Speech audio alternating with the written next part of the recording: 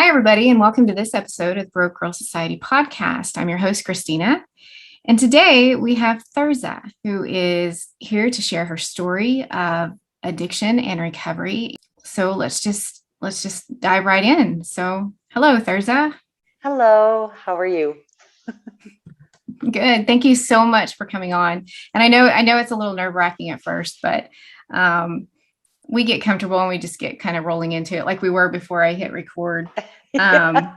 So we kind of went through this story already because I was just so caught up in it. I forgot to be like, oh, I didn't hit record. So unfortunately, I'll have to have you repeated. Unfortunately, I'll have to have you repeated again. So you want to just tell us a little bit about kind of like where you're at in your recovery. Let's go ahead and just start where you're at in your recovery, and then we'll go into like the history of it. Okay, I guess I'll start out. My name's Therza, and I'm a compulsive gambler. My last bet date was April 6, 2020. And so I'm 16 months and 6 days bet free. So I'm really proud of that. I guess when I decided to go to GA, I live 45 minutes from any town, and like 2.5 hours, well, an hour and a half to a casino, and 2.5 hours to any large city to go shopping or anything like that. So, of course, I gambled, always gambled.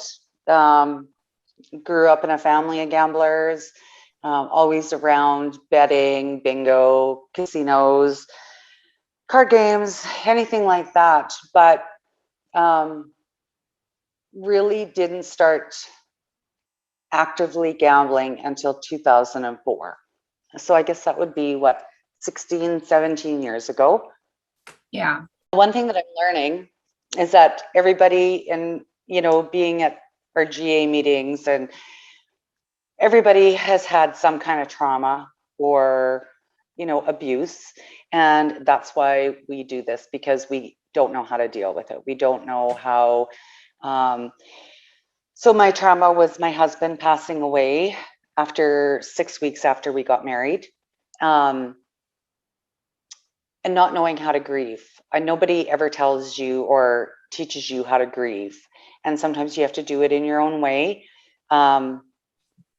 Hopefully it's not a destructive way how I grieved. Not only was I gambling, I drank lots. As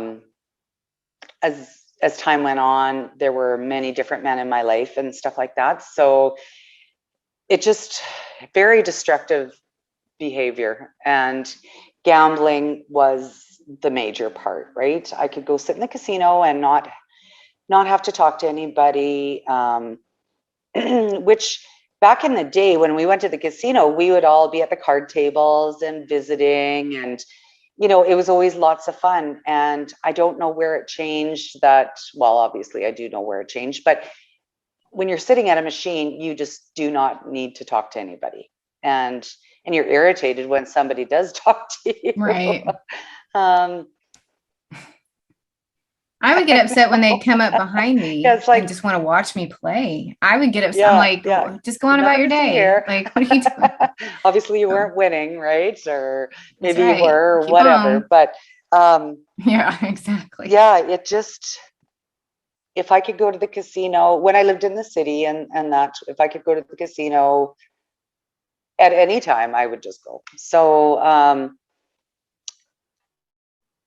once my husband now and I got married, we moved to his family farm in the middle of nowhere, and it wasn't easy for me to go to the casino.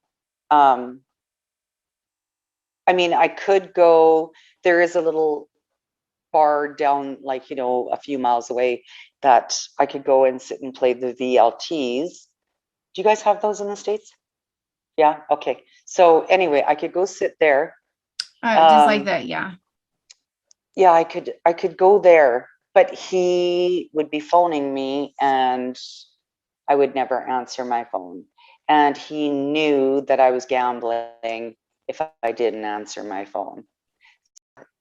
that's the only thing we fought about was my gambling. And I would always, of course, like I said earlier, being in the middle of nowhere, and um, it's cold here, lots of snow.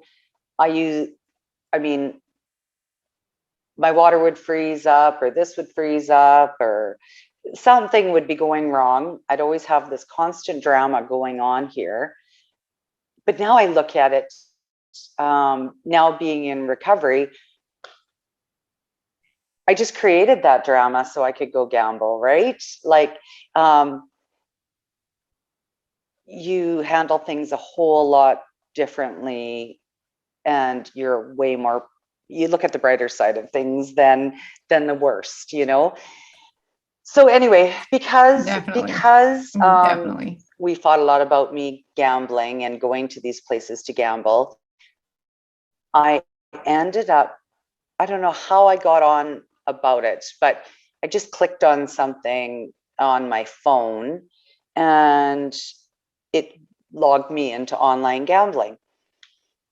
Well, it was perfect because then I could still gamble and I could be at home. He couldn't complain that I was out at these bars.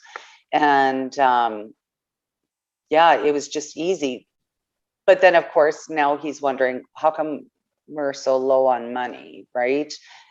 Um, because I racked up a credit card or two and some payday loans that he didn't know about. And anyway, being out here in the country by yourself, my family lives 10 hours away, my children do. Um,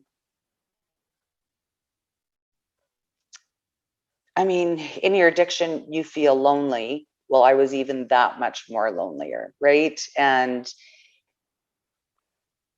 Um, Right. and I made myself even more lonelier because now the depression just sets in even worse, right? Yeah.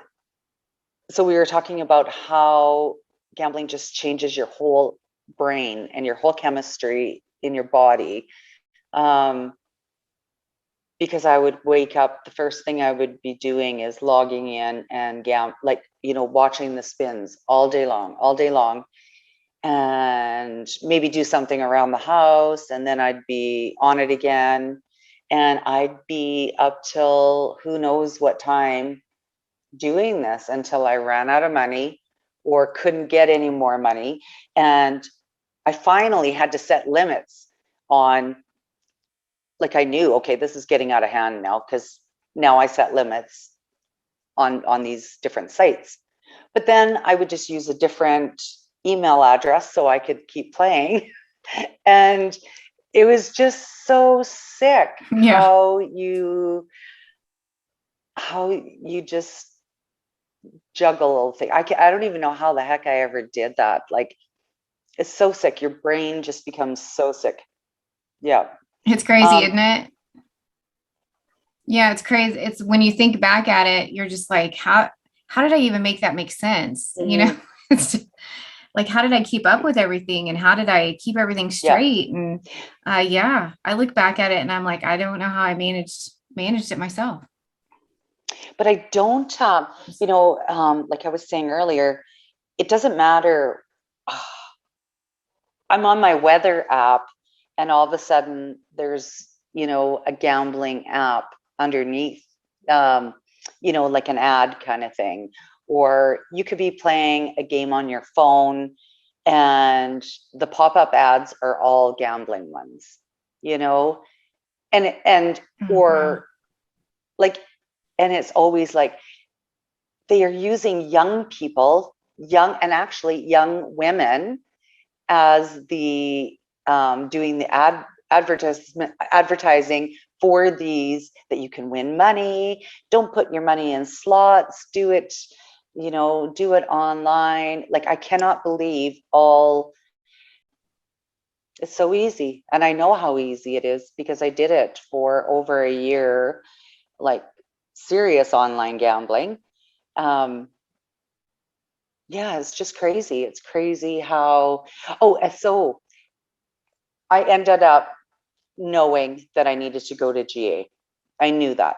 I had thought about it because I knew I couldn't stop. I could not stop. I am now drinking too much because I'm sitting up all night playing these games and I'm feeling down. So of course I'm drinking more.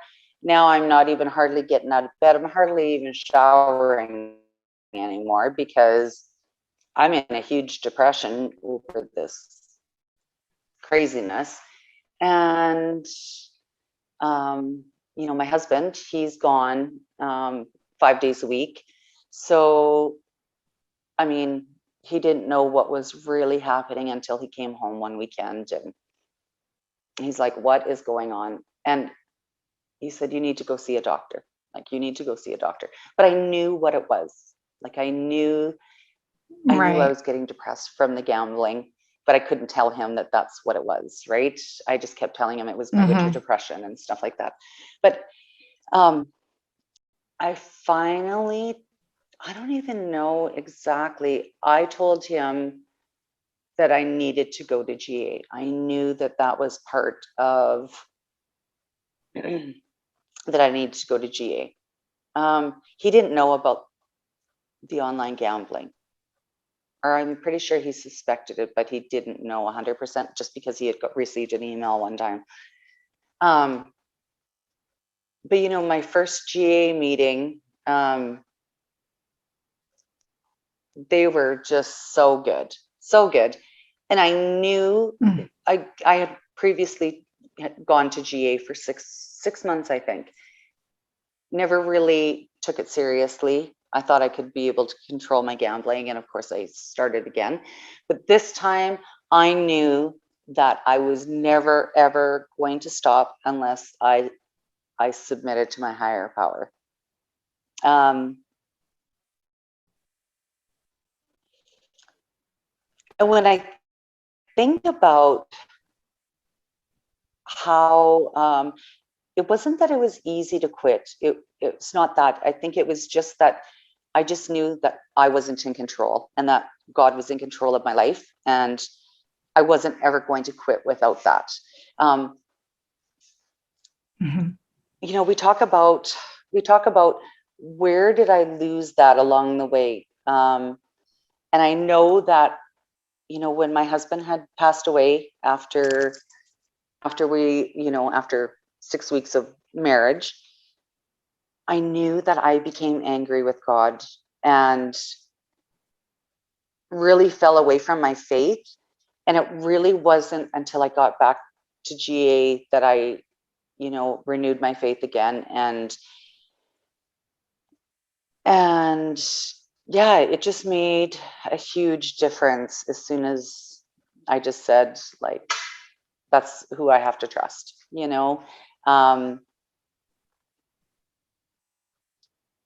It was probably, I can't say that it has been easy, but I can't say it's been hard either. It's been, because I could log in anytime. And on top of it, I remember my last day of gambling, I still had credits in my account, but I just couldn't do it. I was like, I can't even go in there. Like, I'm done. I'm so done. They were phoning me. These gambling places were phoning me and saying, do you realize you have money in your account? Yeah, no kidding. I'm like, yeah, I know.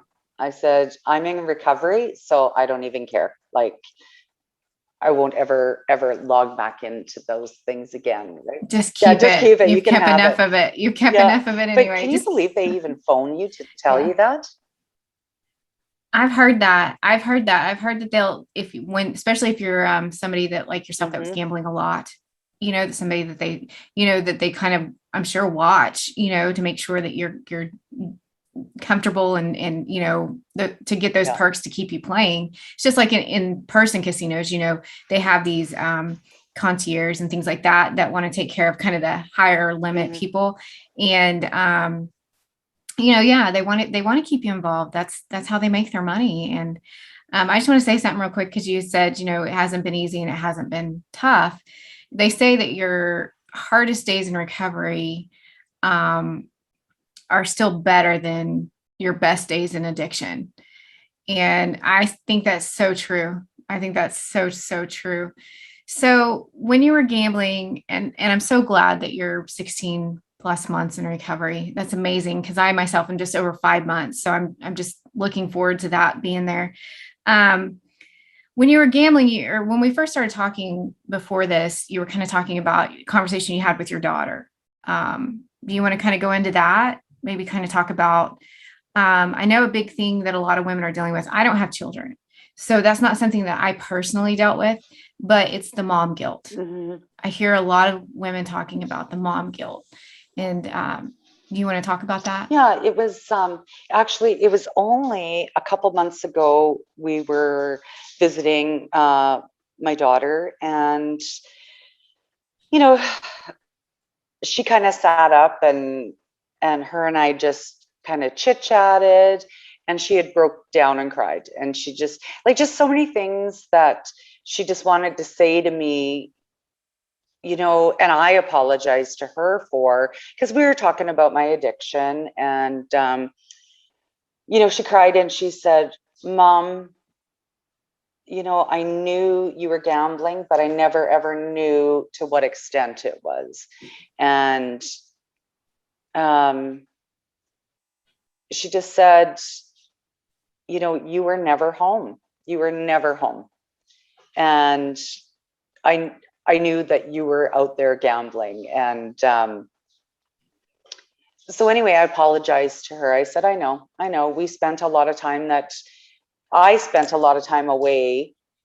But I just got to say this, because then she threw this up too, now that I remember. I said, I do remember that you guilted me so bad that I stayed home. But then you took off to your friend's house and I'm at home by myself. Yeah. But, in all that time, it was the time. It was all time. It wasn't that I was taking money away from, she always had everything, but it was the time that we had together um that we missed. And even after she left home, I mean, I'm pretty sure all of us know, and we've been there, that when our older children phone us, and we're sitting there gambling, we don't answer the phone. And that's probably when they need us the most, right? So, what about our Right. parents? I think of all those things that, sure, my gambling didn't affect money wise to everybody except for myself. But that time while I was gambling, I did not make the time for everybody, like, especially if they called, or, yeah, and I ignored it. So, Yeah, I did a lot of that too. so, I did a lot of that too, and it gets hard. so, Yeah. And I think the reason why I think it's important to talk about these type of things is for kind of the younger generation that's kind of coming up, because you're in the online communities. That's how we met. Um, you see kind of the younger women starting to pop up in these communities that still have children at home, like young children at home. And so I think it's really, really important to have this conversation so that maybe we can kind of get the word out there, talk about this, get this out in the open. And so maybe those women can hear these stories and be like, I don't want my kids to feel like I didn't, I wasn't there, or, you don't want them to kind of have the same feelings, right? Um, if they progress in this addiction, kind of give them a heads up, like, this is how you're going to feel if you go down this road and you spend so much of your time in the casino. Yeah, you're escaping whatever it is at home that you need to escape, whether it's a bad relationship or stressful job or stressful kids, yeah. I'm sure. But you definitely don't want them to have that same experience either. So that's why I always try and talk I about it. know. And, even for as a parent, because back then, um, you know, I mean, I know I started gambling after my husband had passed away and stuff like that, but learning how to cope, and, that is a huge, because nobody teaches you how to cope. Like, I mean, okay, I'm over 50. So, back in my parents' days, you just did it. Like there was no nowadays, these moms, like, my daughter's a mom, they learn they have so many new learning techniques to cope with things, or new mums, or with your children, whatever's going on with your children. We didn't know any of that. You just work through it and hope for the best, right?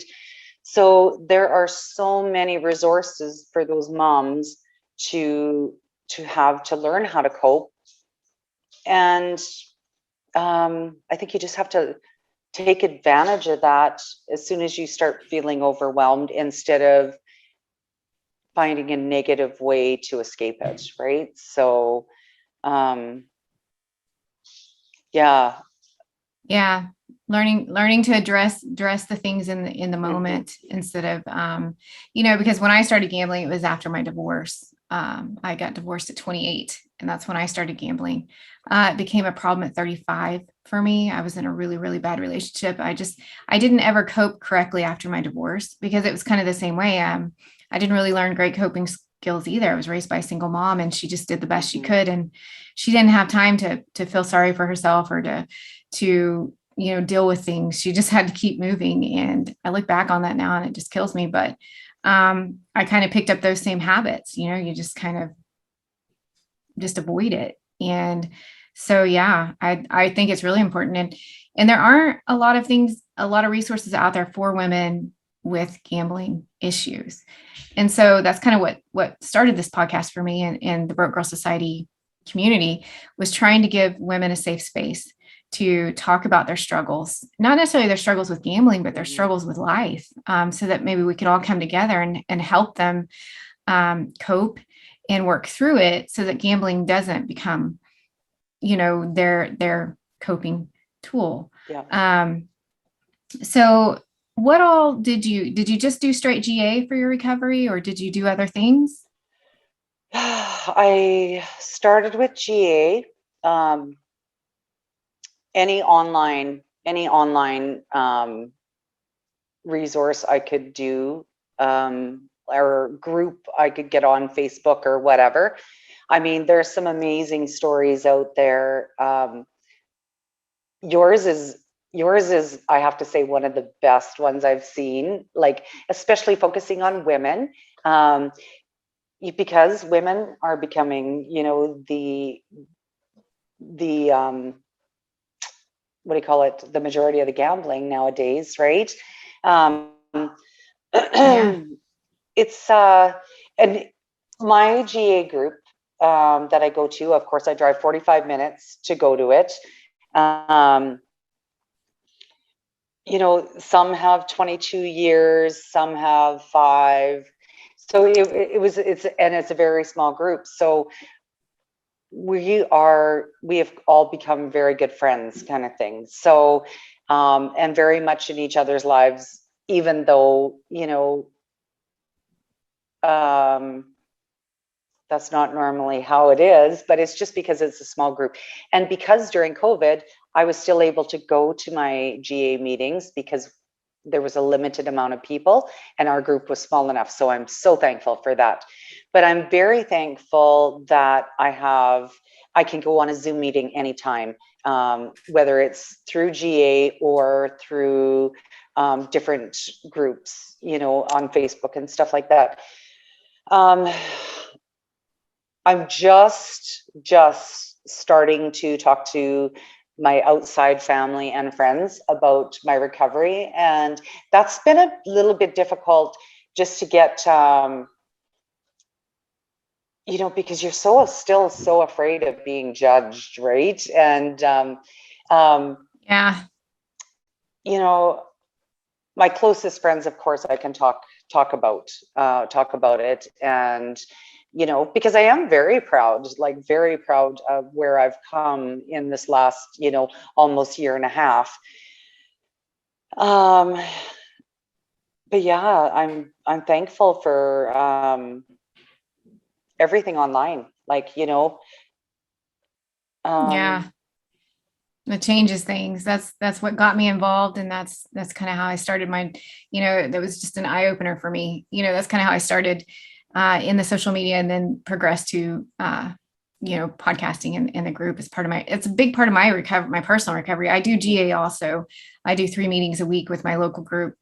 And I love having that, like they do mhm, become a family when they're a small, close group. I mean, they are my people. And it gives me that kind of that sense of foundation, kind of that anchor. It's like I need those meetings through the week that kind of anchor me. And then, I get back into the online and the recovery community that way. But talking with other women, that is the most healing thing I think there mhm, is. Talking to another woman who knows exactly what you went through and knows exactly how you felt in those moments. But I'm still kind of with where you're at. I'm still that my outer family circle, they don't know mhm, that I had this addiction or that um, I'm, going through recovery. But my inner, my sister, my mom, they're my biggest support system. And then of course I've got all these wonderful people in the recovery community, but I still have kind of kept it close to the belt, because for the same reasons. I'm scared of being judged. mhm. And it does get easier. It does. I mean, for me, it's been getting easier to tell people.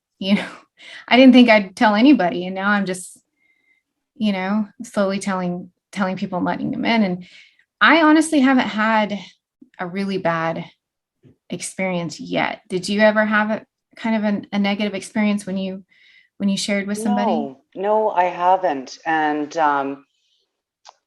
you know, with my kids, I think of course, being their mom, right? Like that was, to me, that was the hardest to tell them that I had this problem. But you know what? They knew it. They already knew it. But I just, yeah. I So usually do. for them, you know, it's just, they're so proud of me. Like they are my biggest cheerleaders too, right? So um, they're just proud, and my husband's really proud. And you know, I can't, I guess, I mean, I know every day it's one day at a time, but I cannot even imagine letting down my kids ever again like that. You know, I think of, you know, Oh you think yeah. of back in the day when you did let them down, when you didn't call when you should have called, or you weren't home for supper when you should have been. And, um, you know, I think of those things, and I just don't ever want to ever have to make an excuse because I was gambling, you know. Yeah. Like it's just, it's awesome. Like it right now, it's just so, it feels so good to be in the present and to not have that drama around you. And um it's just amazing. It just feels so good now, It does. that I just can't even imagine going back to that. And I've heard that when you do go back, it's 100 times worse than what you know, than when you did it the last time. So I can't even imagine that, because I never want to feel that depression again, or that guilt Hmm. or loneliness or any of those things. Um, you know, you talk about coping mechanisms. Um, you know, you may feel lonely. Okay, now I'm just going to use the difference in, say, the loneliness. Okay, coping with, okay, my husband's gone for a week at a time and I'm lonely. Or being in an addiction and being lonely. They're two different things, you know. Yeah. I never want to feel the addiction loneliness again. I mean, I could be lonely, miss them, whatever, you know, but the addiction loneliness, it's a totally different level of Yeah. sadness, right? Like, but then again, you rationalize and you use that loneliness as because he's gone, you know. know, and that's why you're doing what you're doing, kind of thing. So yeah, it's just, I don't even know. I don't even know how to put it into words, but I just, if people can learn how to cope with their feelings instead of,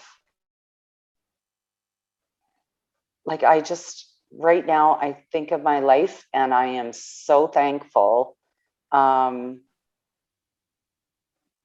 so thankful. Like, I love my life now. I used to never love it out in the boonies. Now I just, I garden and have lots of dogs and like, I just do what I want, right? Yeah. But You found your it's serenity. not, I'm not lonely. Yeah, I did. And I'm thankful for that 45-minute drive into my GA meeting. Sometimes I can't make it just because it's the weather or something like that, right? But Right. I'm thankful for technology that, we have everything online too if we need it. So, and people like you to Well, share. yeah. And it's great. It's great for women to hear this because it's really important because I always say, there is life after gambling. And, when we're in addiction and you talk about the difference between loneliness, addiction, addiction alone, loneliness is terrible because you can be in a room full of people and be lonely and it makes no sense. You can be in a casino full of people and feel just utterly lonely or alone. And when you are just, in your instance, like if your husband's gone and you're kind of lonely for, his companionship or whatever, you're still present, you're still living your life. You're not so numbed out that you don't notice the people that are there or the things that are there. And so, yeah, it's great to feel that even if it does make you sad, it's still a feeling that you're actually feeling instead of something that you're not feeling, but experiencing. So yeah, that's a big deal. And I'm just really thankful that you came on and that you wanted to share your story. And I think people are going to get a lot from it. And I really, I hope really just so. appreciate it.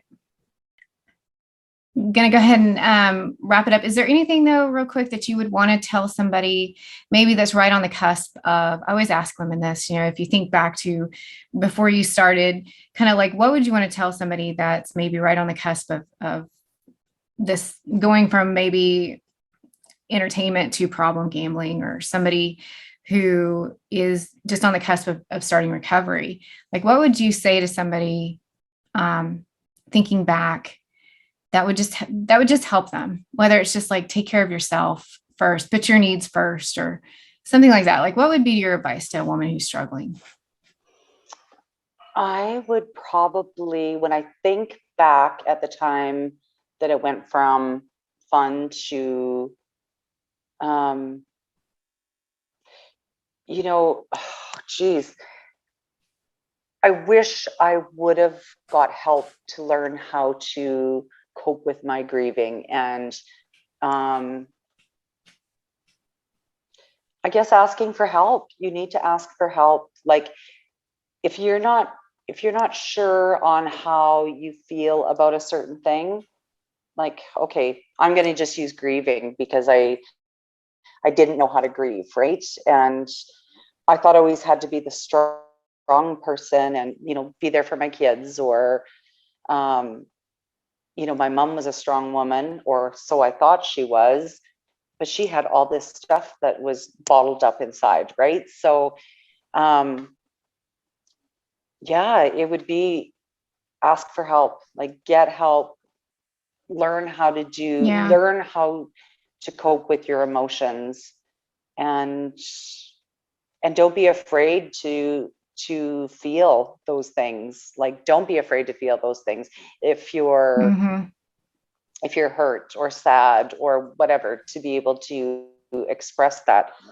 I know even now, I never knew what anxiety was. I'm pretty sure I had it when I was gambling. But now, if I'm feeling anxious, I can actually say I'm feeling anxious and know what that feeling is. And okay, how am I going to deal with this? How can I cope with this? And what is making me feel anxious? So I think just recognizing what's going on around you, recognize your emotions and what you are feeling, and accept it, that that's okay. And I think just accepting you're allowed to go through those, um, and it's healthy. It's actually healthy to know all your emotions, right? So if I'm pissed off, I can actually say I'm pissed off, and I can tell you why I'm pissed off. Yeah. And I don't say, oh yeah, there's nothing wrong. I do a lot of times when I'm really fine. I'm fine. Isn't that what we always say? I'm fine. I'm fine. Yeah, I'm fine. Nothing wrong here. It's fine. We joke that that's what everyone says. When I have when I have an emotion now, I'm all right with it. I'm totally fine. If I'm crying because my grandson did something absolutely so sweet, because I love him so much, I don't ever feel embarrassed to show my emotion anymore, or to be affectionate with my children, or it's when we quit showing our emotions and being afraid to show our emotions. Yeah. So I think that's mainly it. Is I wish I would have listened to my emotions. I wish I would have learned about them back in the day. I think it would have made a huge difference. Yeah. Well, again, I appreciate you coming on and sharing your story and talking with us. And we'll hopefully catch up with you again in the future and see how your recovery progresses. And so thank you. Okay, thank you. Take care.